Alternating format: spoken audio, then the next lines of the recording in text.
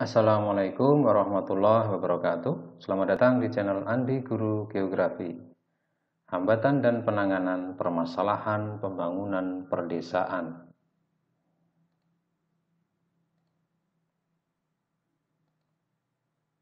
Pembangunan di kota biasanya akan berjalan dengan lancar karena faktor aksesibilitas yang tinggi. Menuju satu tempat ke tempat lain di sebuah kota itu akan sangat mudah dituju karena sarana prasarana jalan yang sudah memadai. Sebaliknya, pembangunan di desa memiliki banyak hambatan yang harus diperhatikan oleh pemerintah untuk segera ditangani. Apa saja hambatan permasalahan pembangunan di pedesaan?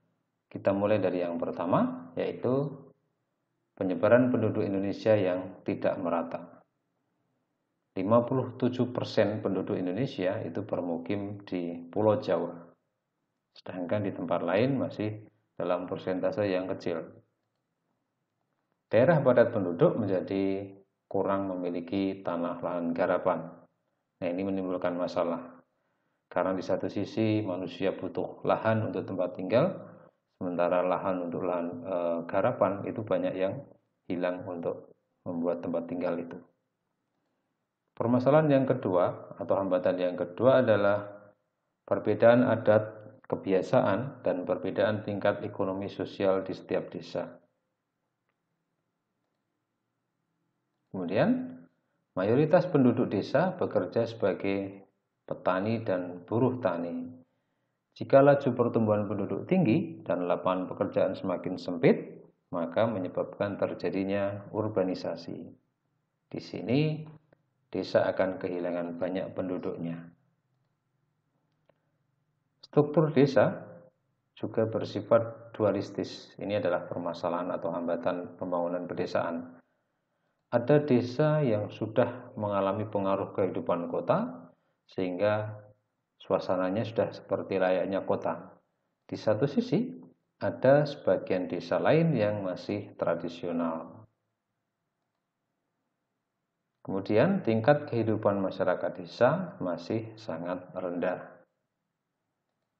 Oke, itu adalah hambatan. Berikutnya, bagaimana penanganan permasalahan dari pembangunan pedesaan tersebut?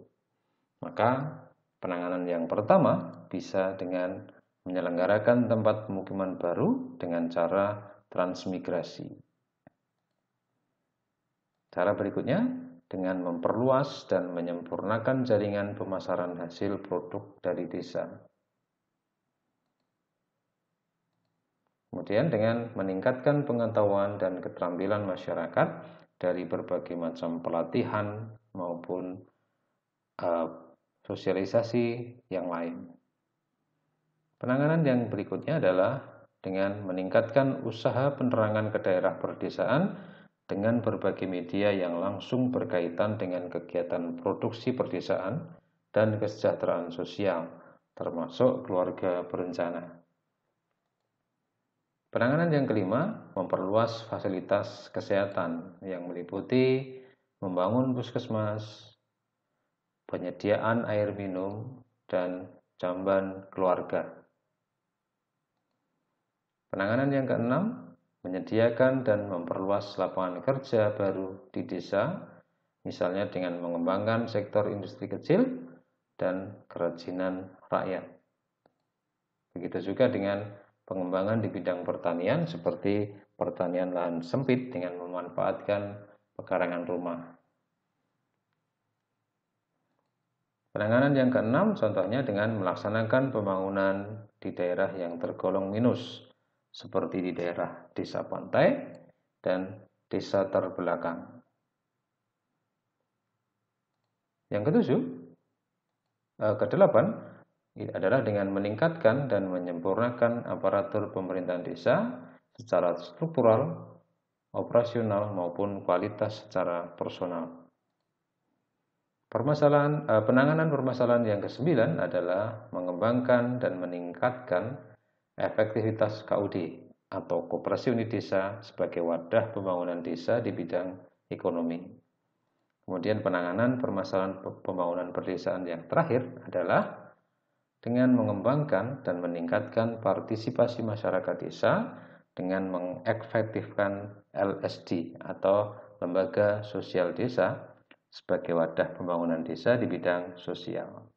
Baik, itu tadi adalah hambatan dan penanganan permasalahan pembangunan di perdesaan. Terima kasih atas waktunya. Sekian. Wassalamualaikum warahmatullahi wabarakatuh.